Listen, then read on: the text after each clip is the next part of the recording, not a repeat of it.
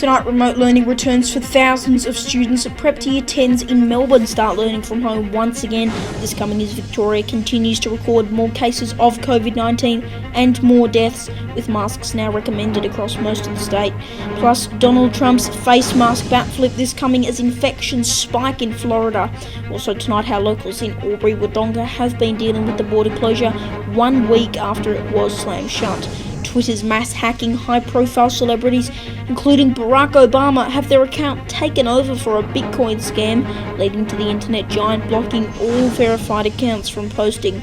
And footy frozen, the AFL confirms there will be no home and away games played in Victoria in 2020. 6 News starts now.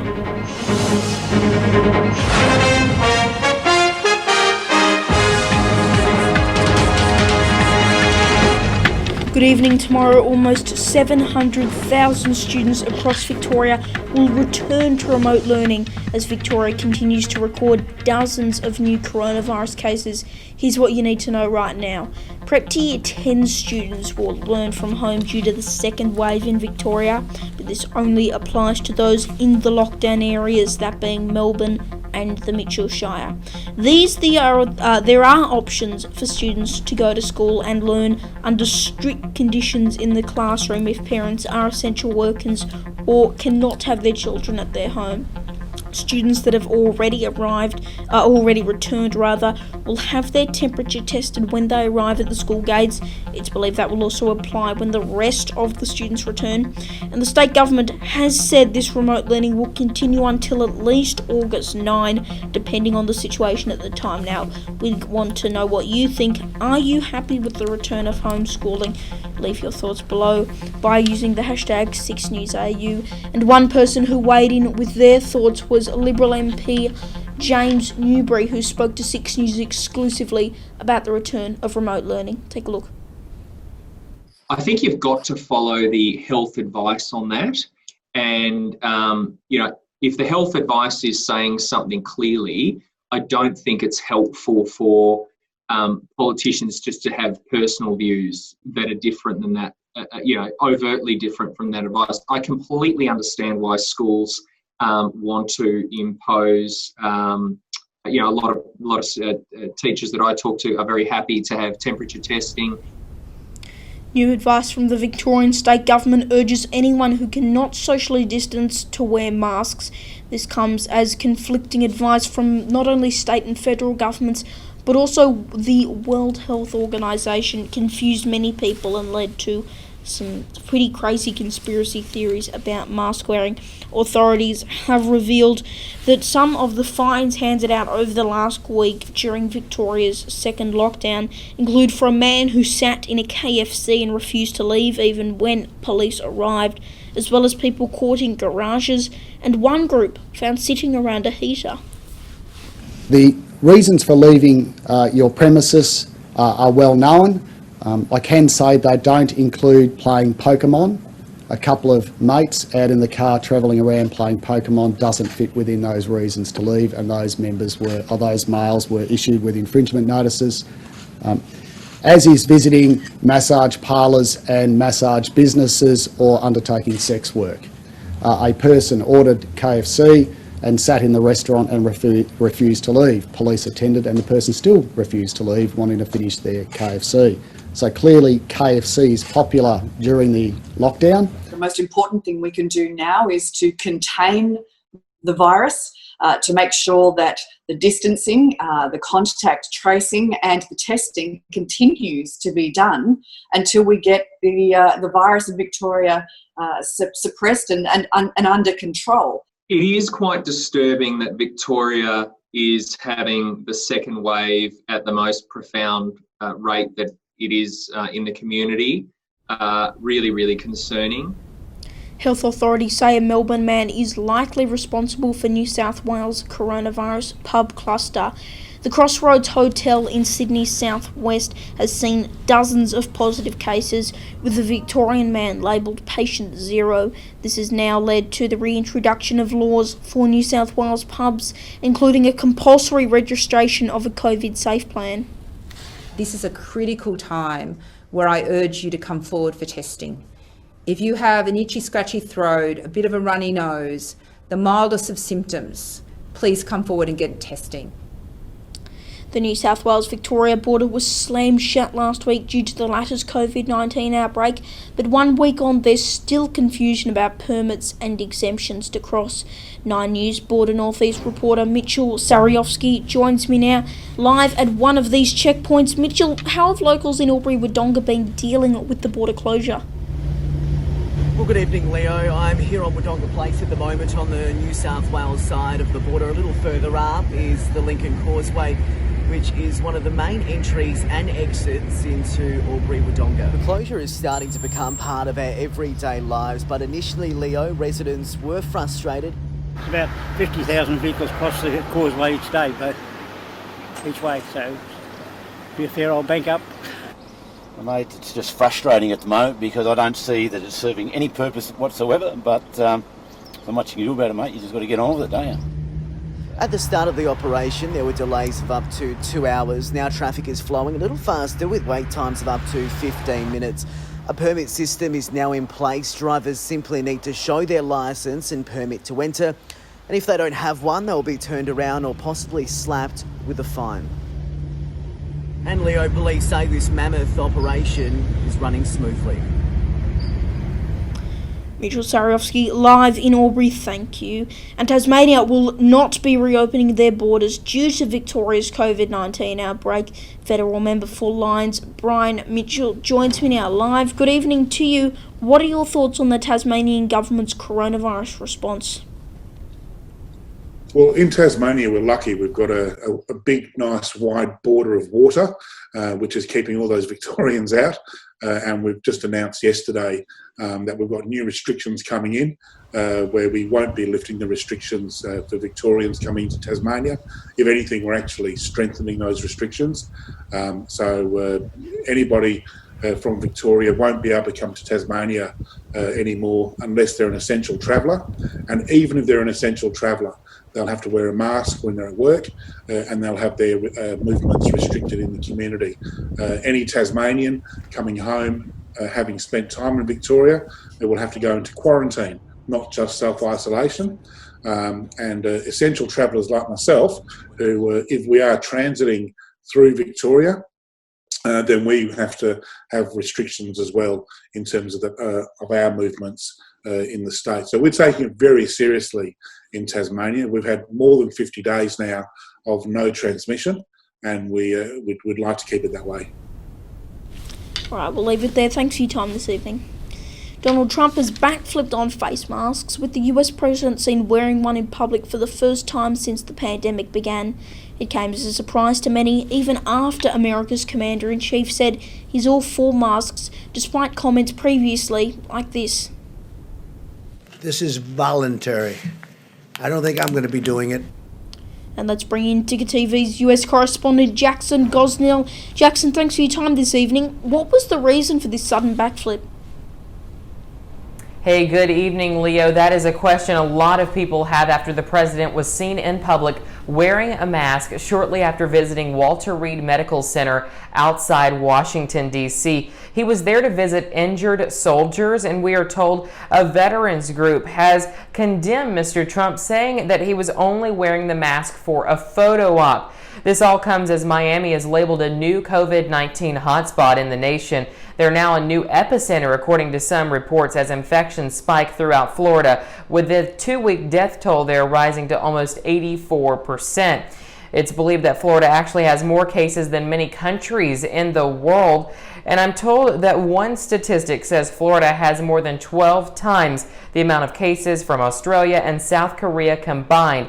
So really a lot of cases here, and really shocking, of course. Now, I do know NBC is reporting that 1 in 5 cases of coronavirus reported from the world are in just the 3 states of Florida, Texas, and California. And just quick here before I go, Leo, wanted to let you know that Mary Trump, Donald Trump's niece, who is releasing a tell-all book about the president, she has now called on the president to resign. So of course it'll be interesting to see how it all plays out and what will happen as a result. Leo. All right, Jackson, thanks for your time. 8 celebrities and 2 major companies have been the victim of a mass hacking on Twitter. Barack Obama and Kanye West were just some of those affected, with Twitter then making the very controversial decision to lock down all verified accounts, meaning those with blue ticks, for around an hour. This created lots of confusion, especially with the major news outlets. NBC, they created a temporary account to try to keep people up to date, and other celebrities also tried getting messages through various different ways. Twitter says they are investigating the incident. Checking some other stories making news tonight, and Victoria's Road Safety Camera Commission are investigating following the revelation that hundreds of speed cameras were accidentally turned off during maintenance. It meant that Victorian drivers avoided almost $700,000 in speeding fines, some of these cameras staying offline for 2 years. Also making the news, the Tasmanian Country newspaper has been saved after it was axed in late May due to major budget cuts at News Corp Australia. The company was purchased by Tasmanian firm Font PR. They will take control of the masthead, which has been known as a Bible for Tassie farmers in regional and rural areas of the state. Fire crews have finally made some progress on a burning ship at a naval base in San Diego. It's believed the fire was started through an explosion, according to some by a backdraft. According to CNN there, at least 60 people have been injured, 23 of those civilians. And the COVID Safe app has been labelled a $2 million fail following the revelation that it has tracked no cases and no close contacts. The app was supposed to work via Bluetooth, connecting you and to see if you were in the nearby vicinity of someone who had coronavirus. But it turns out that it has not tracked any cases at all. Instead, the regular testing was the reason for the discovery of many of these cases. There are major safety concerns from locals in the Victorian city of Warrnambool tonight after serious allegations that Midfield Meats, one of the abattoirs there, has not been providing adequate safety signage for migrant workers. Residents told us that the majority of safety signs are in Mandarin and Korean, despite the fact, according to these residents, that majority of workers cannot speak or read either of those languages. One local we spoke to says in the past most workers were Chinese, but now the number of people from that ethnic background has dropped. In addition to that, there have been fears about the spread of coronavirus at the abattoir. We have seen these meat-processing facilities have high amounts of infections. Now, we did reach out to Midfield Meats via email. They replied to us on Thursday saying they do have bilingual signs and they do have all workers wearing masks in areas where social distancing cannot be maintained, adding they, quote, must be doing something right given they currently have 0 cases. And we're going to take a quick break now, but coming up next on 6 News, we'll recap our top story, plus... May we say, God save the Queen. Because nothing will save the Governor-General. The palace letters between Sir John Kerr and the Queen revealed in the lead up to the dismissal of Prime Minister Gough Whitlam. Also, Network 10's new channel ready to shake it up. And footy frozen. Senior reporter Darby Travers joins us live as the AFL confirms there will be no more home and away matches played in Victoria. Stay with us.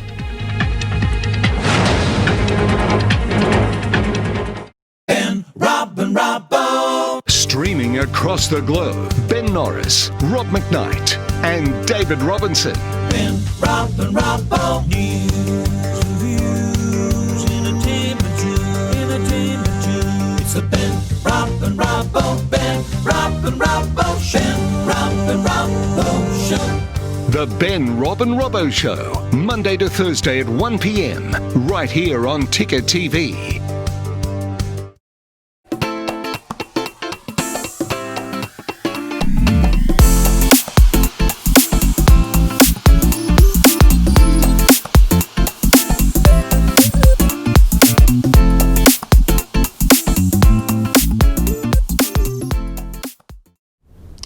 Welcome back, recapping our top story this Sunday, and the COVID-19 outbreak continues throughout Victoria.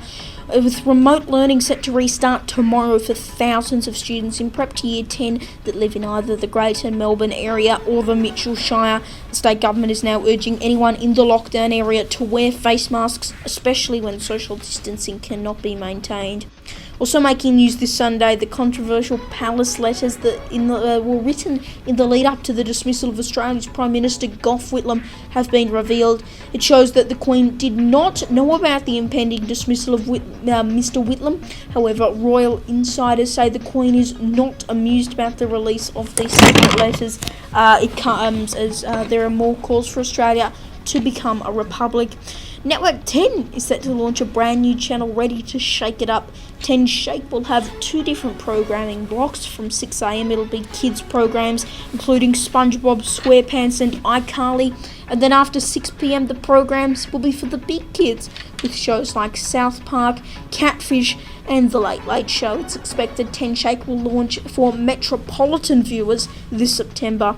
And Qantas has said goodbye to its 747 jumbo jet. Flight QF747 went on a farewell tour across Sydney, Brisbane and Canberra, with the plane set to end up in a Californian desert amongst other aircraft, with that area labelled an aeroplane graveyard. In sport now, the AFL has confirmed there will be no more footy games played in Victoria for the remainder of the Home and Away 2020 season. Senior reporter Darby Travers joins me now live from Melbourne. Darby, these are going to be some big changes. Yeah, Leo, that's right. Carlton and Hawthorn are set to move across to the Perth hub, where Collingwood and Geelong are currently staying. However, the Queensland Government and Anastasia Palaszczuk has said that they are in negotiations with the AFL to move all of the Victorian clubs currently situated in New South Wales up into Queensland. Now, that's because the recent spike in New South Wales of COVID-19, of course, over the past few days and weeks. So the Victorian clubs set to move to Queensland, where they will spend the remainder of the season. Now, all that has added to all of the confusion surrounding the AFL Grand Final. Now, New South Wales was heavily bidding for the Grand Final, but with the recent spike of the COVID-19, things for that are currently on hold. Now, at this stage, Leo, AFL boss Gillan McLachlan has said he will make an announcement by the end of August with regards to the AFL Grand Final. But right now, Victorian fans are just hoping and praying that they can keep the MCG for the Grand Final. Yeah, I agree. Keep the Grand Final in Victoria, Darby. Thanks for your time. Quickly checking the weather now. Brisbane 23, Sydney 16, Melbourne 13, Perth 19, Townsville 25, Ballarat a chilly top of just 9 degrees, and Hobart an even colder top actually of 8 degrees. And that is 6 News for this Sunday evening. You can stay updated on all our social media pages at 6 News AU, and if you're watching via Melfeed videos, stick around. Up next is Nat Chat. I'm Leonardo Puglisi. Thanks for your company. Good night.